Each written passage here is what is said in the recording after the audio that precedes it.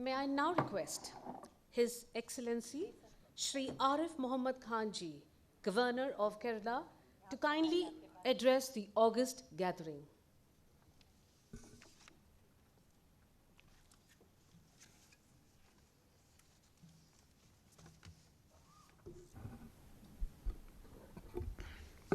Shri Rajnath Gupta Ji, Chairman of Ramjas Foundation, Dr. Shikha Nehru Sharma Ji, Dr. Sudha Acharya Ji, Mrs. Aditya Mishra Ji, Mrs. Meenakshi Sahni Ji, Mrs. Asha Prabhakar Ji, Mrs. Meenakshi Kushwaha Ji,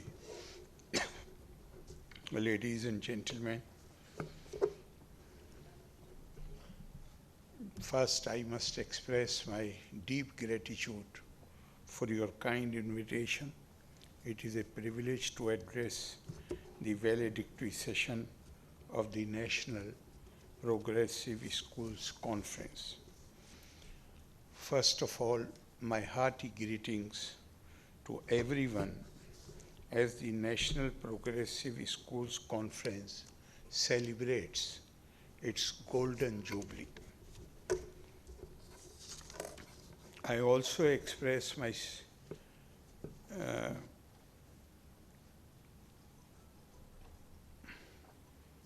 I would also like to express my greetings to all the teachers who have come from various parts of the country to attend this conference.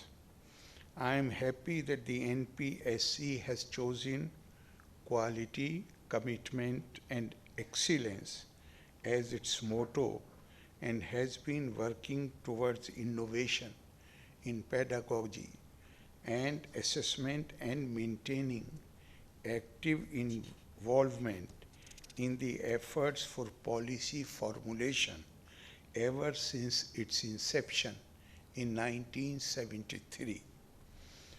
There is a popular saying that the best way to predict future is to create it.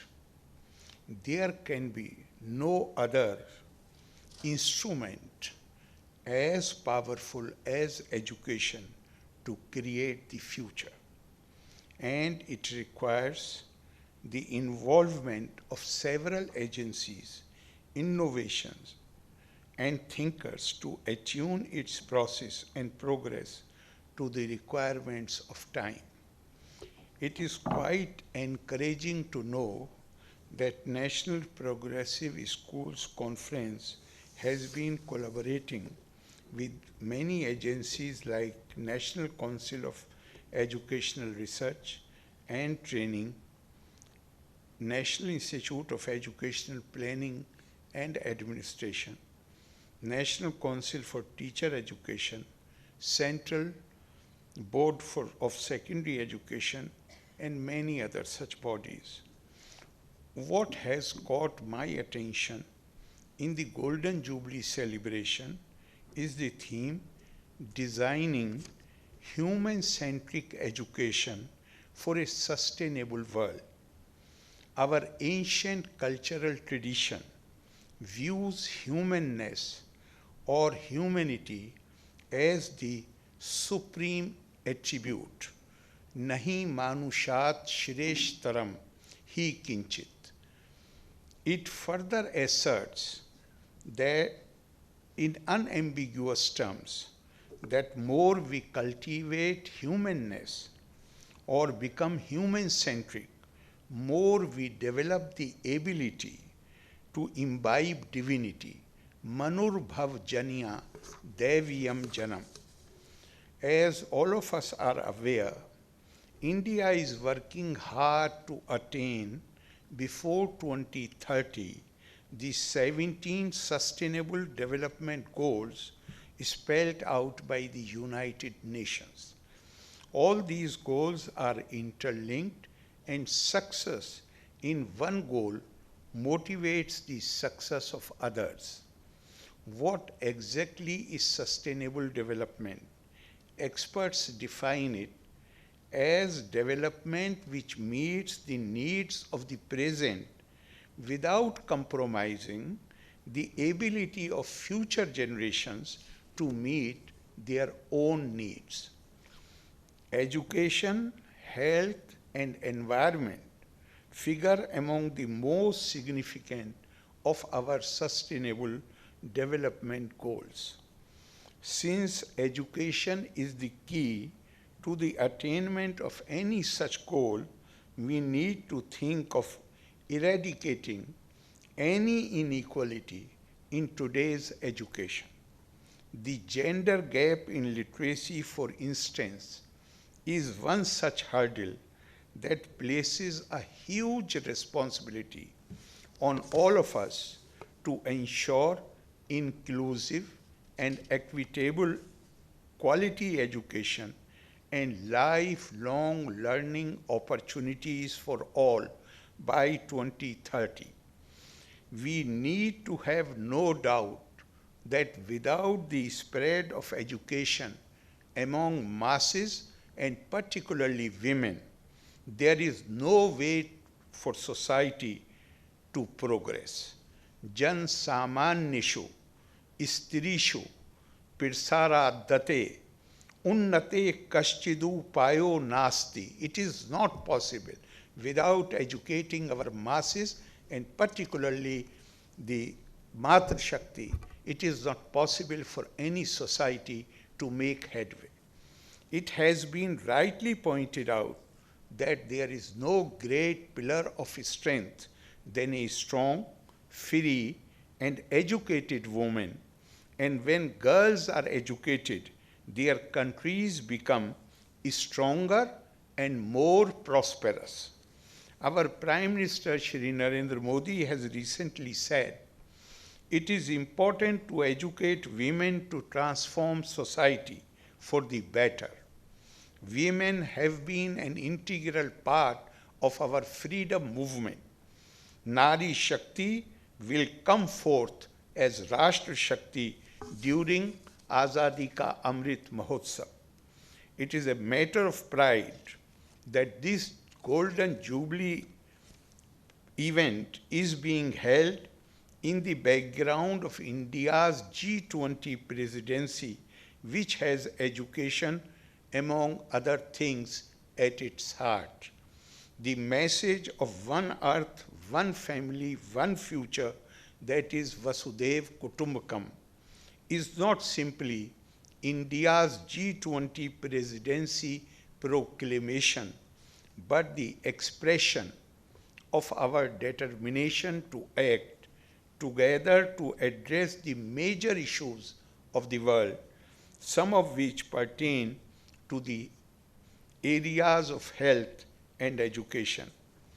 I am happy that in tune with the spirit of G20 summits, there has been an emphasis on skilling up youth in technology-driven world, women empowerment, and creating global citizens for a world order so that we realize the value of a human-centered future design of education.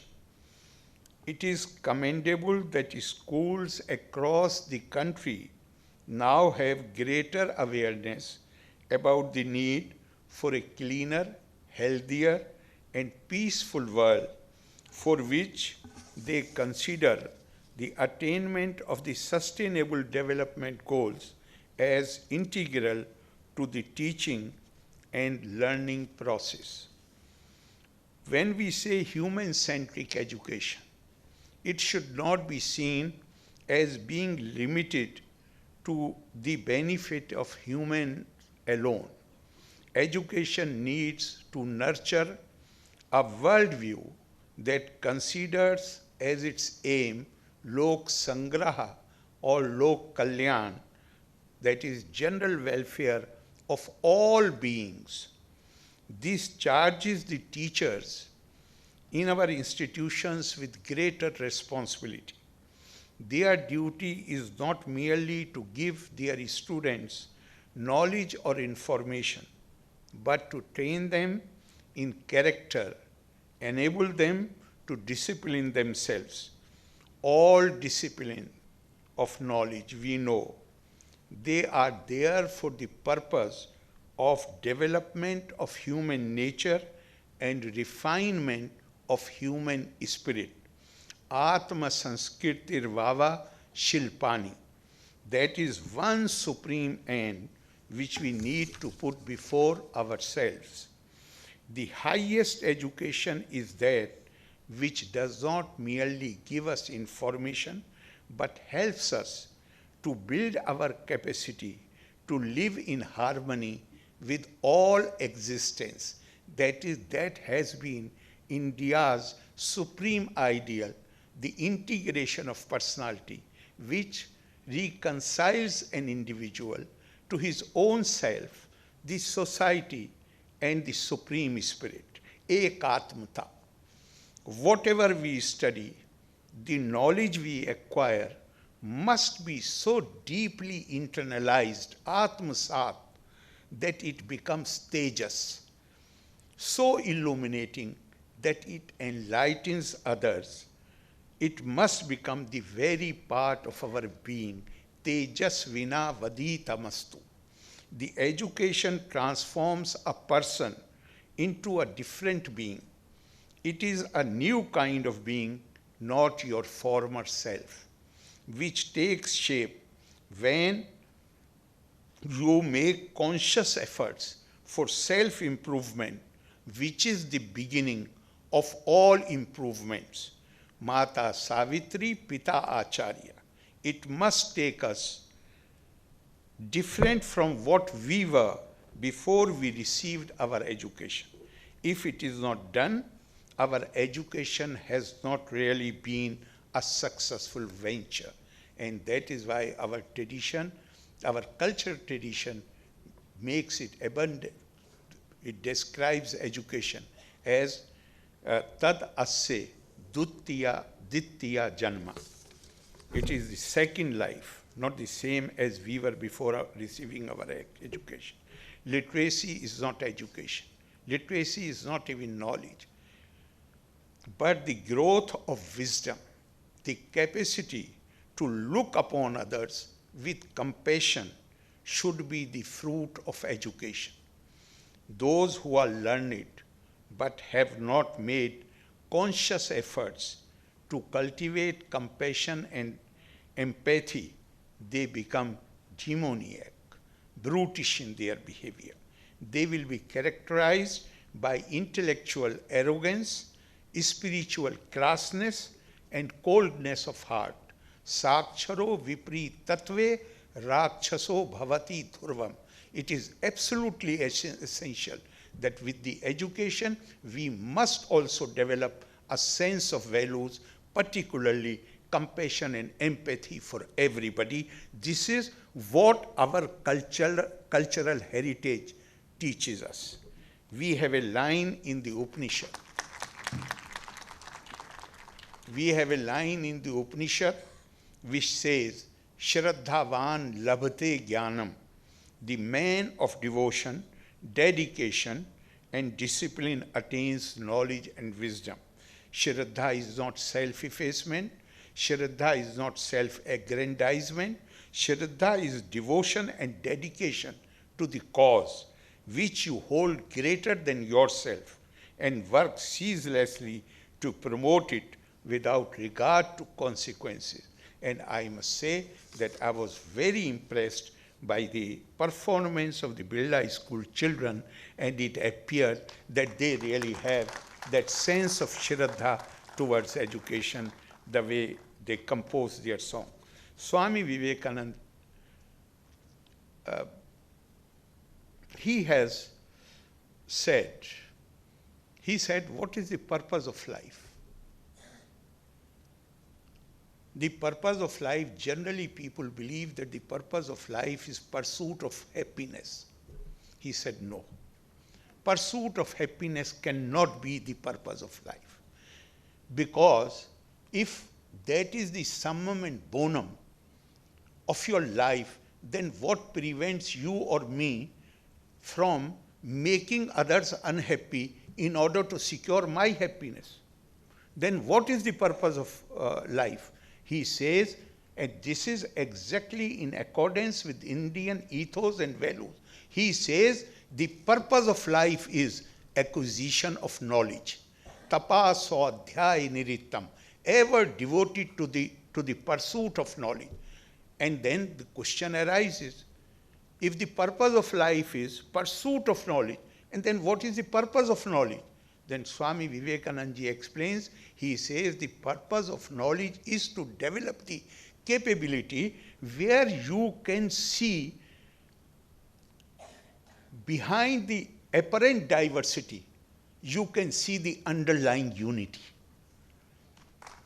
That is the purpose of knowledge. And that is a situation, if that awareness created, then in order to pursue my happiness, I shall never put my foot on the foot of another person. I will always be conscious that I must never try to encroach upon the sacred territory of the other person. Swamiji also points out the defects of the many defects with which our modern education system suffers. The system which puts premium on accumulation of facts and information instead of building individual capacity to generate new ideas and cultivate creativity. And he has used a beautiful line to explain this. Yatha khara chandana bharavahi bharasya veta na tu chandanasya. The animal who carries the load of the sandalwood can feel only the weight of the wood, not the value of the sandalwood. So we have a duty to make our students understand the value of the education. Sanskars are equally important. Sanskars are received both from the parents, from the family, and the teachers have to play a great part in that. I must also mention about our new national education policy, that the aim is towards the fulfillment of national interest, that the national education policy has laid down several innovative ideas which are applicable at the school, college, and university levels. The national education policy assures that it seeks to make India a global knowledge superpower by making the youth future ready while focusing on the national values and national goals. I am sure that the schools under the National Progressive Schools Conference would be competing with one another in the implementation of the recommendations of the national education policy. Today, there is greater emphasis on skill-based education and on building life skills like creativity, critical thinking, emotional resilience, to encourage logical decision-making and innovation right from childhood.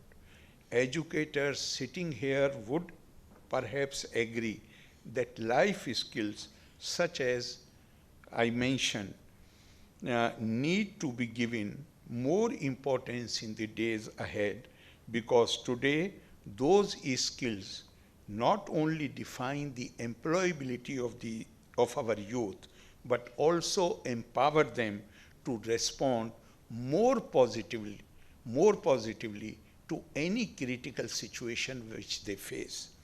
Schools could also counsel parents on how they can meaningfully contribute to this endeavor. They can sow seeds in the mind of young children which can help them become better human beings. I am reminded of what a modern day sage, Swami Ranganathanandaji, said in one of his lectures.